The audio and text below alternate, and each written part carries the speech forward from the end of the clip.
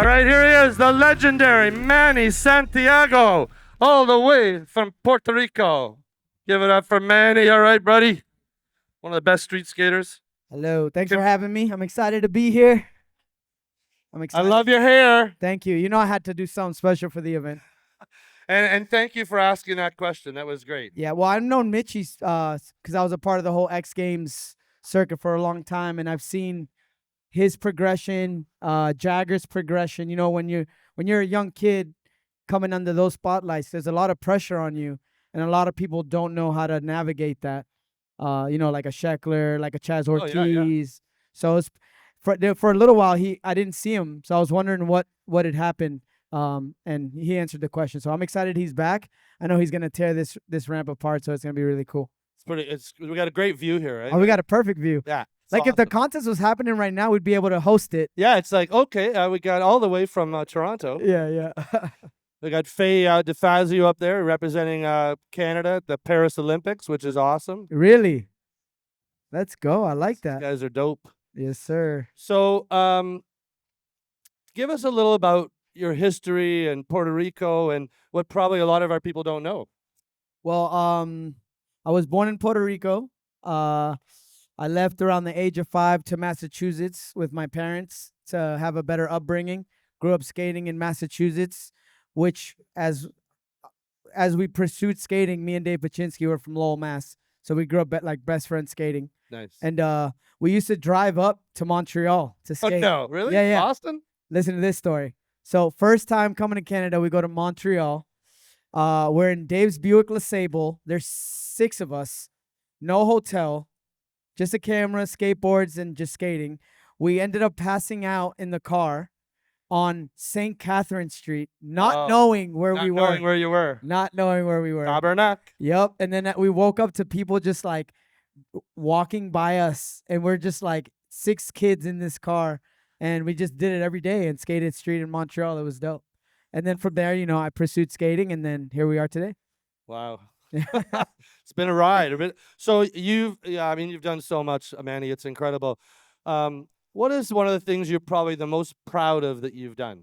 I think, like, as an accolade in my career, I would say being part of the first class to go to the Olympics in Tokyo.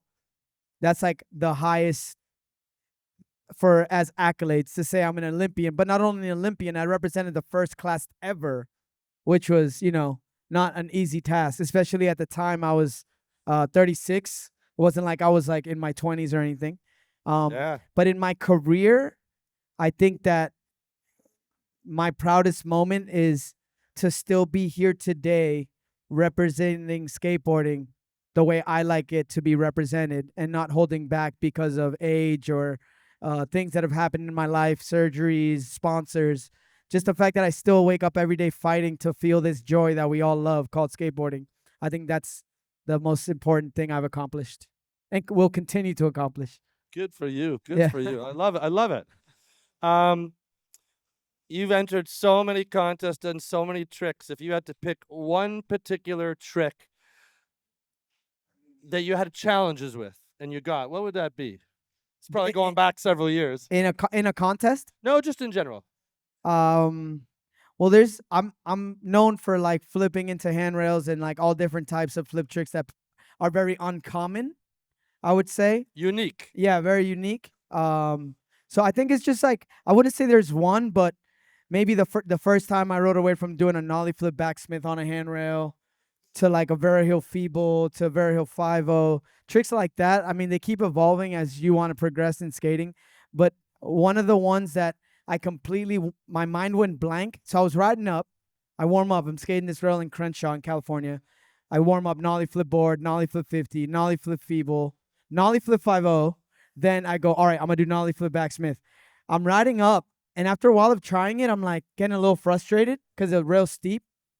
And the try that I rode away, I was riding up and I literally was looking at the rail. And then all of a sudden, I'm just riding away. I lost all sense of self before I popped to when I rode away. So I think being able to do that and accomplish that trick and being like the first one to do it in the streets that to me is like very satisfying, and that's always been my goal, is to push the limits of skating with the idea of tricks in the streets. It's cool to do it in the skate parks. It's cool to do it in front of your house. But going in the streets where people skate and have a hard time, because street skating is a lot different than park skating. Leaving your name on a list of tricks is, to me, like the coolest thing. Rodney Mullen will be proud. Yeah, like stuff like that. Like when someone's like, oh, like in skateboarding you've done enough when people do a trick and they're like, oh, that you're doing the Manny Santiago. That's right. Exactly. And that's pretty cool to me. It's very cool. Because like it's like someone does a front side flip, you're like Reynolds. Someone does a switch flip, you're like Paul. So now when people do like heel variations, they're like Manny, or nollie flips of Manny. So it's pretty cool. That's pretty cool. Actually, coming up next, we actually have Andy Anderson, who was over in Japan with you. Yes. You guys must have some wild stories. Yeah. Yeah. I mean, it was COVID. So we were confined. Oh, yeah. We couldn't do anything. That's right. The stories we could make stories up. Yeah. That's funny. Yeah. We have a lot of young people out here, a lot of people new to skateboarding, a lot of people have been skateboarding for a while. If there was a tip you could pass on, what would that be, do you think? I mean, you probably got tons, but if you had to pick one thing that was special to you, that you're, the one that always comes back is skate because you love it. Don't skate because it could be a career. At the end of the day, it's just skateboarding. The fact that we can get good and make it a career is awesome. Everybody wants to do for a job what they love. But at the end of the day, if the essence of loving skating because of the pure love for skating isn't there, then you're not going to ever really be a skateboarder. You're just going to be a person who skates. Well, clearly you have the passion. You can see that. Right? Yes, David's going, yeah. David skates too, eh? I want to see some stuff. I want to see some stuff too. Yeah, exactly. Throw it down. Yeah. He's going to skate the best trick open jam. Yeah, exactly. He knows the judges, so I don't know. You've been involved with Jackalope, and it's an amazing, this is a free festival. First time in Mississauga. What do you think? You know what?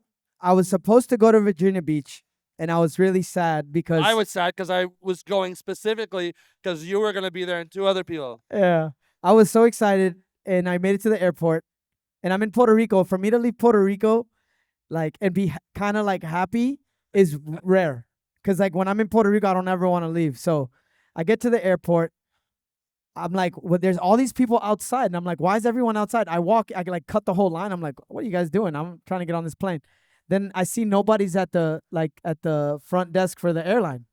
And I walk up and I'm like, hey, what's going on with the flight? They're like, what flight?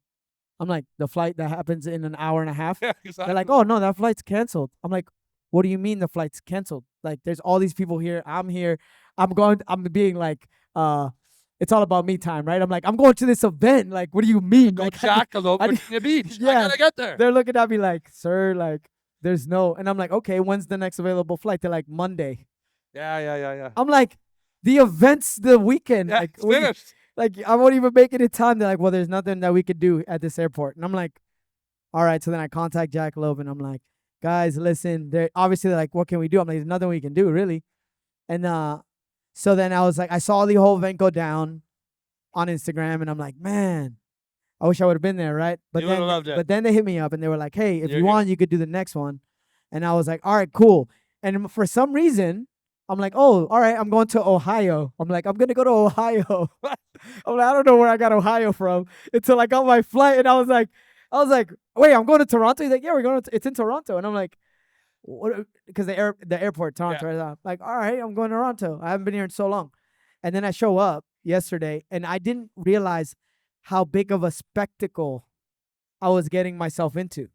Not only is it free, not only is it everyone's super, and we're in Canada. Everyone's super nice in Canada.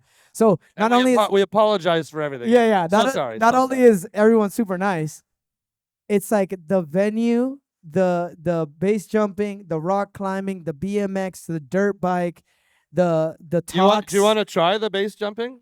Would you try that? I would try it. You know what? But I won't be able to.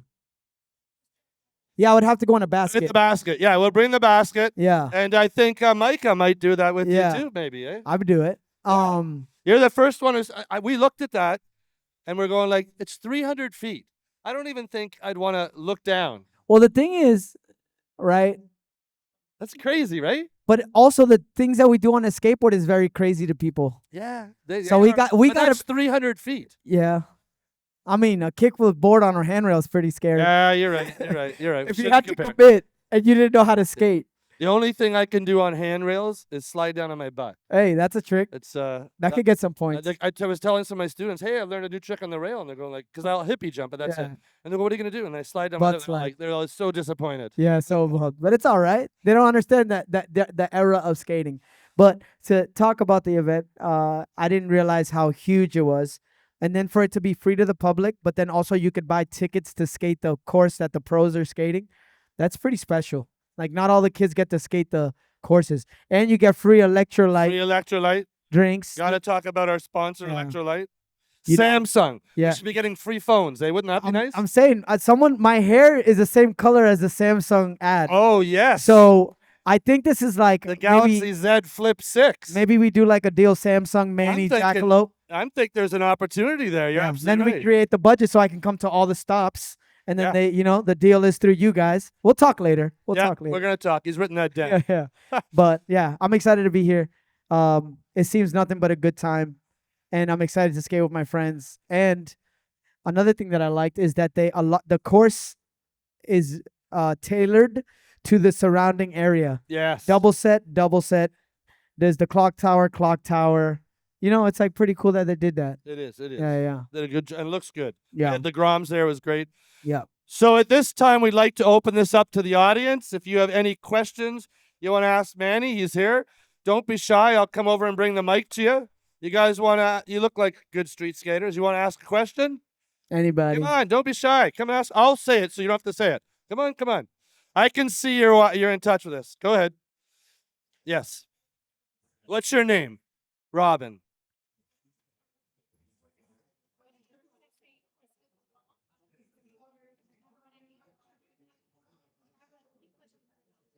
All right. So the question was, you've talked about challenges that you've been through. What did you do to get through those challenges to get where you are today? Well, I had a couple setbacks in my career. I had a double ankle surgery for both my feet. Coming back when you're at an elite level of skating, and then your skating gets removed, and you have to like retrain your body for what you've trained it for 15 years to do. You have to have like a positive mindset to overcome that. I would always picture myself not being able to skate the way I wanted ever again. And that alone scared me more than the surgery, because I'm my happiest when I'm skating the way I want. And I don't ever want to lose that. So at the age, I'm going to be 39 in like a month or in some change. I'll be 39. And I still haven't peaked in my skating. And I think the idea of not being able to do what I want, how I want, motivates me to get up every day and have to do the tricks that I need to do to be able to have the life I have today. And because I love skating, not being able to skate the way I want scares me more than a lot of things.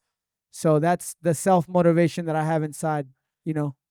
So thank you for the question. Great answer. Do you want to ask a question?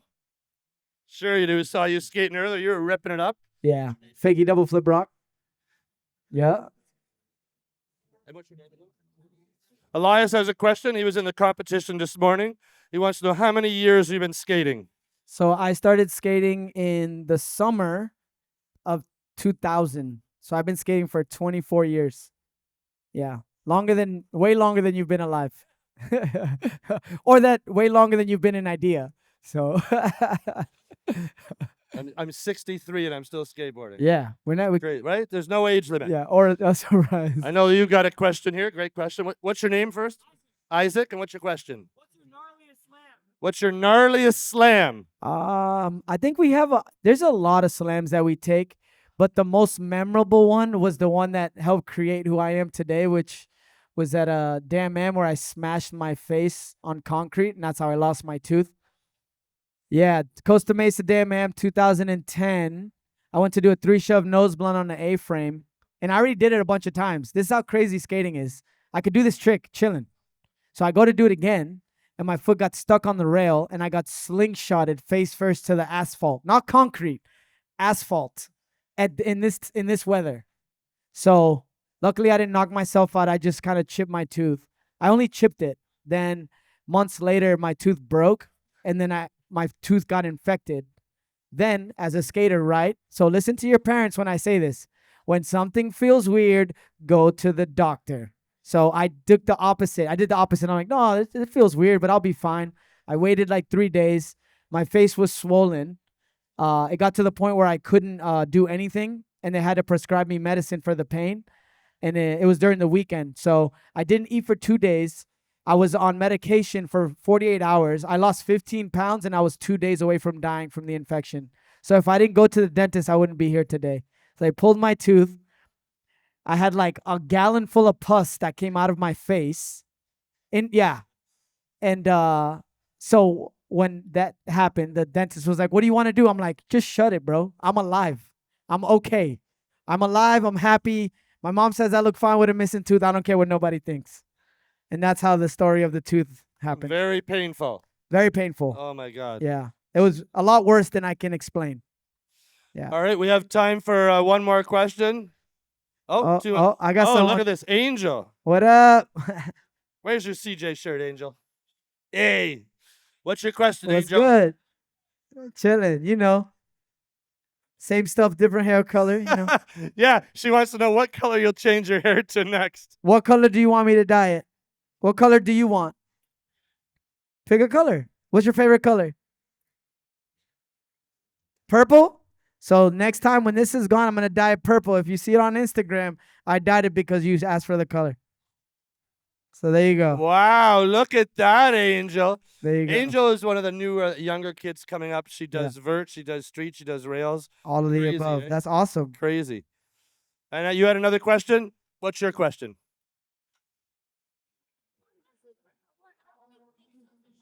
How many breaks? Really? You want me to ask that? I don't know. Is that a bad omen? I don't know. He wants to know how many bones you've broken in your body. Just my tooth. Yep. That seriously? Yep. Knock on wood. This is Yep. Canadian maple here. Yeah, even better. Canadian maple. We got that. Yeah, just my tooth. I mean, I had surgery, but that was because I had 2 bone spurs in my legs that were like Impressive. from stopping me from skating. Yeah. But you got the perfect body mass and size for skateboarding, Thank you. right? He just said I was sexy. You guys heard that?